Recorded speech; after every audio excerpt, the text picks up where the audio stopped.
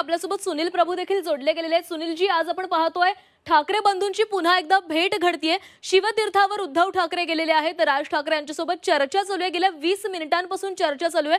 त्यामुळे कुठेतरी या भेटीनंतर ठाकरे बंधू एकत्र येण्यासंदर्भात काही संकेत, ठोस संकेत मिळणार का, अशी देखील आता चर्चा सुरू झालेली आहे। असं आहे की ठाकरे बंधू एकत्र येण्यापेक्षा एक कुटुंब म्हणून ते कधी एकत्र होते, एकत्र राहतील आणि पुढेही अशा पद्धतीच्या भेटी आपल्याला बघायला मिळतील।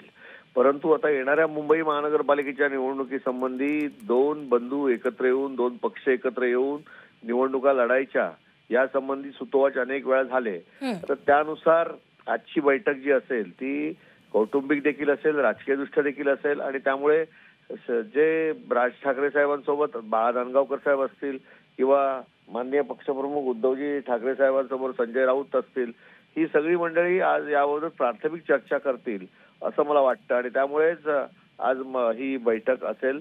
बैठकीनंतर जेव्हा माननीय पक्षप्रमुख उद्धवजी या राज साहेबांच्या घरातून बाहेर पडतील तेव्हा खऱ्या अर्थाने नेमकी चर्चा काय झाली हे कळू शकेल।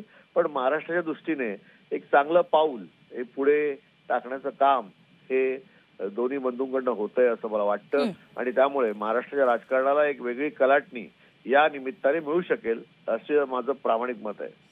सुनीलजी, ही भेट पूर्वनियोजित होती का?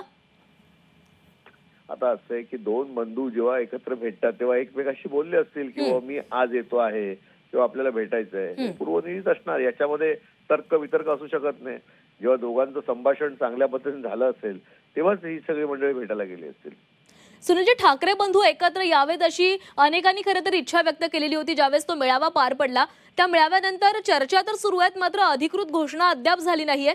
या भेटीनंतर कुठेतरी या भेटीमध्ये आता एकत्र येण्यासंदर्भात जोरदार चर्चा केली जाणार आहे किंवा वाटाघाटी संदर्भात चर्चा होऊ शकते। आता असं आहे की दोन बंधू एकत्र आलेत, ते आज आता चर्चा करतायत आणि दोन बंधूच ठरवणार आहेत आणि ते दोन बंधूच घोषणा करणार आहेत। त्यामुळे आपण सगळ्यांनी म्हणून याची वाट बघूया चांगल्या क्षणाची। नक्की सुनीलजी, धन्यवाद तुम्ही दिलेल्या प्रतिक्रियेसाठी।